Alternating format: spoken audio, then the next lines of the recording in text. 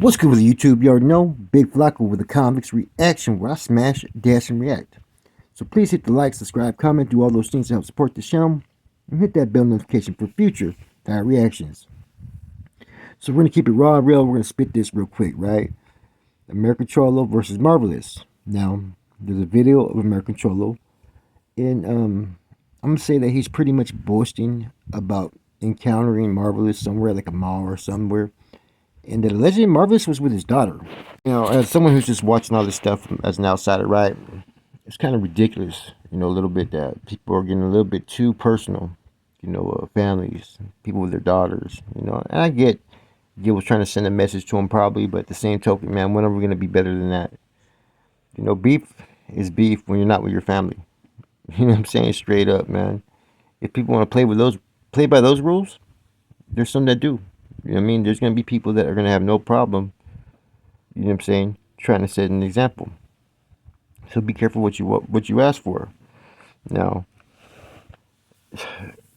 I watched Chemo Flix's video, and he shows the difference in American Cholo when he was first doing this podcasting about how he wanted to change and I stopped gangbanging. So now he pretty much is, you know, he's going to album releases, parties, you know. He was at the Bozo one with a lot of active gang members, kicking it, posted up. He's kind of cut his relationship up a little bit with, it seems like Gold Toes, right? He was planning to do this for the Rasa and all that. All that energy he has, he no longer has. And it's almost like he's acting like he's an active Southsider. Now, the one thing that's going to be pointed out by a lot of people, and it's true, is that you had all that energy when you seen Neil Dizal, like, okay, what's cracking? You had all that energy with Marvelous, but you didn't have that energy with Whack 100. People are going to call you on that time and time again. Now, I wouldn't put myself in a position to where, you know what I'm saying, I'm going to involve children, you know, someone's daughter or whatnot, or start shit. That's low. That's a low-class move, right? Regardless of the shit talking that's been going on, which is a lot, right? You have certain boundaries that you just don't fucking pass. And that's one of them, right? That's the first thing that I witnessed. Now, what I found interesting, and nobody's been mentioning this, nobody's pointing it out. When all that paperwork stuff came out, right? I'm gonna tell you guys something, right? Who was the one that was putting that paperwork out and sending it out through emails or Instagram messages and whatnot? The Foos community. The Foos community, man. A lot, and see, it was almost like they were trying to get themselves confused with Fools Gone Wild. You know, the emblem looked the same and whatnot. They were the ones that had sent that. It came out in all kinds of different videos when the messages were shown being sent about the paperwork, right? Including stuff from Whack 100, right? Man, no one's mentioned that one of the biggest growing podcasts for the Southsiders, who does do a little business with the Northerners, was the ones that had messages from that outlet going to different people. That right there would be more of my concern if I was American Cholo than over the couple people who tried to push it. You know, Marv, from my understanding, read it, and at the end, I think he said that he didn't believe it to be true. If it was, it would be a bad look. That's all he said. Now, I don't think it was the best choice of reading it, but at the same time, he could do what he wants. You know, he doesn't have to cater to anybody else that hasn't had a respectful rapport relationship with him.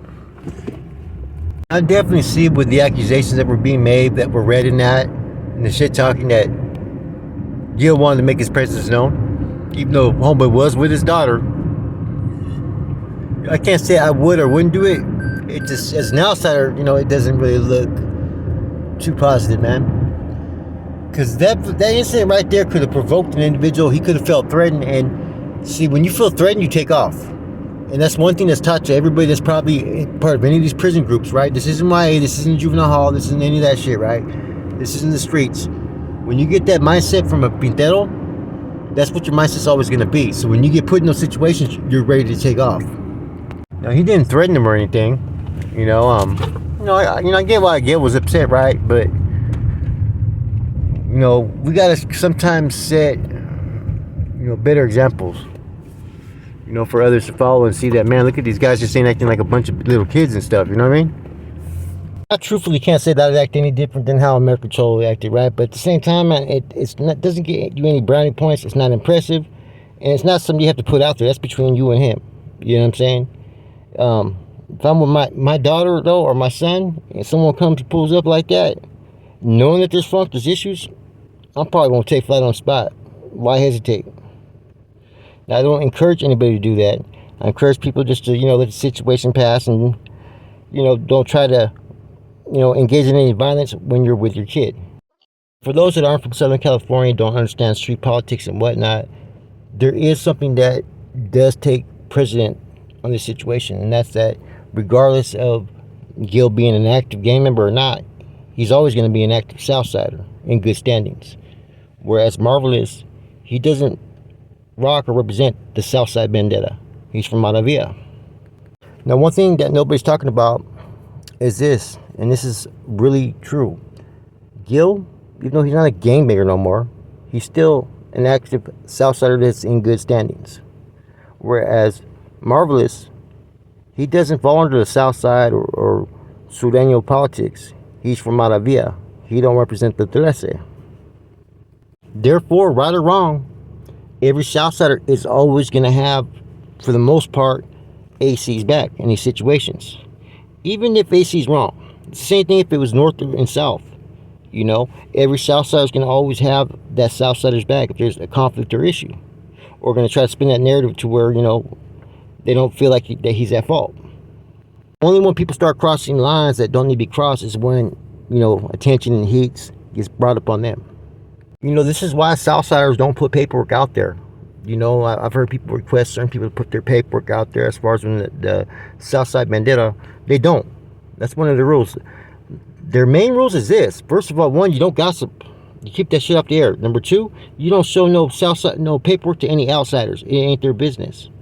Those are two very strict rules that Southsiders have. The thing that's bad when conflict is on display in social media, everybody can witness it. Everybody doesn't forget. And the things that you did 3 years ago, 5 years ago, and last week can all be brought forth to try to prove that you're contradicting yourself. And I think it becomes more of an issue as channels grow. And let's just keep this real, right? People always think it's probably the smaller channels that are always the ones that are trolling or have trolls that attack certain people. Big channels do this shit as well, man. And there's been a lot of shit thrown at each other, right? A lot of fucking dirt slung. And so there is some issues here, and to be honest with you, it really didn't have to go as far as it has. This is why it's hard to really take anything serious, because these guys are not that far from each other, right? But yet there's all kinds of woo-wopping, within all these podcasts for a long time. Unless there's some fights behind the scenes, some one-on-ones that are done in the backyard, I haven't heard about anybody being about that energy or that action out there on the streets when there's conflict. And see, that's what you got to remember.